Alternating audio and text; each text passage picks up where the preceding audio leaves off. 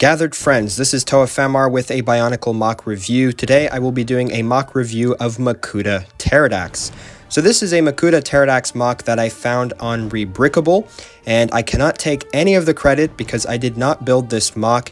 It was built by a user called Genlld, so I want to give credit to the MOCIst because they did an incredible job putting this guy together. If you guys want to build him yourself, the instructions and part list is available on Rebrickable, so I'll leave a link in the description below. But yeah, so basically I was looking at my 2003 Makuta, and I thought I really want an upgrade. I want a Makuta that looks a lot bigger, a lot more menacing, that has a lot more articulation and more detailing. So I was looking on the internet, and then I come across this MOC. And the first thing that really impressed me is the fact that it uses era-appropriate parts. And what I mean by that is this Teridax uses essentially only pieces that were released in 2003. Now, there are a couple exceptions, which I will go over later in this video. But for the most part, you're looking at a 2003 Makuta that is basically just upscaled and upgraded.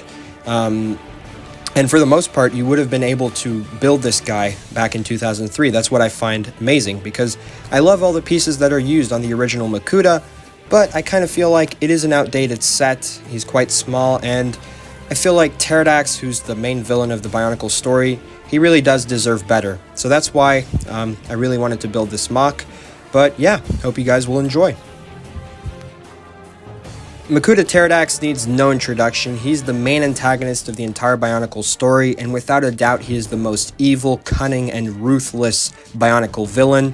He's extremely ambitious and very powerful. Of course, he started off by usurping MOCIst, who was the former leader of the Brotherhood of Makuta, and he was inspired by the revolt of the Baraki, which made him realize it would be possible to overthrow Mata Nui and take over the Matoran universe. Because yes, not only did Makuta want to overthrow MOCIst and take over the Brotherhood of Makuta, but he also wants to dominate the entire Matoran universe. He wants to enslave the Matoran, he wants to wipe their memory and make them believe that, you know, he was always the Great Spirit.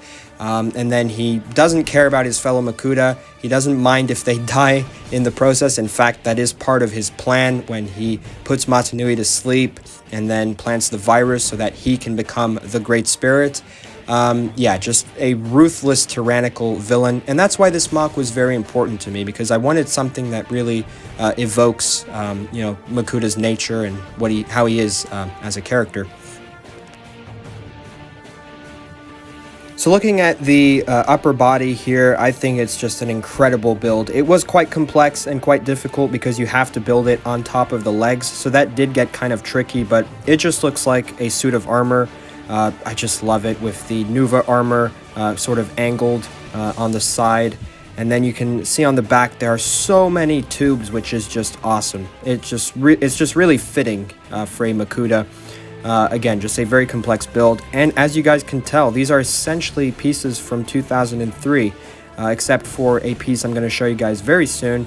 The arms are very simple, but I think they work. You know, I'm happy with the arms. And yeah, here are the Mantax pincer claws. So these came out in 2007, so sadly these are anachronic, but still, I think they really look awesome. The hands are excellent, so I don't mind. The rest of this Makuta is made up of pieces from 2003. The legs are just really sizable and chunky, and they feel really sturdy. Also, I have to add, the stability on this guy is really good. I haven't had too many problems. Of course, you have more Rakshi spines on the legs, like the original Makuta. I did put some Krata in there because, like in the lore, the Makuta produced Krata. Yeah, just really nice legs. I think the legs are easily the best part of the build, and also because of the added articulation. You guys will see that in a bit when we get to the articulation segment, but yeah, highly recommend this MOC. You really need to get him in person to see what I mean, but he is absolutely worth it. Just, you know, day and night compared to the original. And as I said, this Makuta offers some excellent articulation. The head is really well built with these Borak eyes, and it's just a lot of fun to move around. The arms have some pretty good mobility. They kind of get stuck where the Hordika neck is, but it's not a huge deal. The fingers are kind of articulated, and at the torso you kind of have some movement, but you kind of do have to be careful with that. I still think it's pretty good. The legs, again, are extremely sturdy. You get some really good movement on the legs, back and forth. You do have to watch out for the tube because they can occasionally pop out. So yeah, you still got to be careful with this guy, but again, you're still getting a lot of added articulation, especially at the knees. This is just what I love most about this Teridax MOC. Yeah, just really good. Even the ankles have great movement, which allow you to pose them in a very stable way. But yeah, guys, I think that's going to cover it for this review. So I hope you guys enjoyed. As I said, I'm just blown away by how awesome this MOC is. Really just something special. I feel like this is something we don't see too much of. This is just my personal opinion, but I prefer to use era-appropriate parts when possible when building a MOC or a revamp of a certain character. And this is really what this MOC achieves. Now, of course, there are a couple exceptions. The other one that I didn't mention is that you're supposed to put a Zamor sphere inside of the torso. But I chose not to do that because, I don't know, it didn't look that good to me, but it is an option. That is something that you can do. But yeah, you guys can see him here next to Toa Matanui.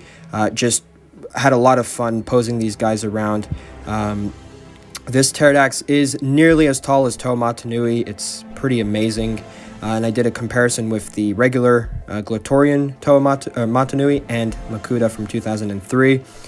Just, yeah, amazing. I mean, it really feels like a Titan-sized, or I guess Mega Titan-sized Makuta, akin to that of the Toa Matanui set from the Glatorian era. But yeah, there's just so much good stuff going on with this Teridax. And honestly, I didn't pay too much for the pieces. I did have a Krakan already on the side, but without the Krakan, I paid 45 pounds for it, which I think is extremely reasonable. Just, again, I highly recommend getting this set. If you guys want to build them yourselves, just check the link in the description below. You can upload the parts to Bricklink, and then you can see how much it is in your country. Again, I just cannot stress it enough. If you're looking for an upgrade to the 2003 Makuta, you have to go for this Makuta. He's just incredibly good. He will look nice on your shelf. He'll tower over everyone else. He'll tower over the other Makuta. He'll tower over the Porok, the Rachi, the Toa. Just really captures what a Makuta set should be. But yeah, I'm curious to hear what you guys think of this MOC. Is there anything you would build differently? And do you own this MOC? If you do, I'm also curious to know what you think. Either way, hope you guys enjoyed. I have more Bionicle videos planned, so please leave a like and subscribe, and I'll see you all very soon.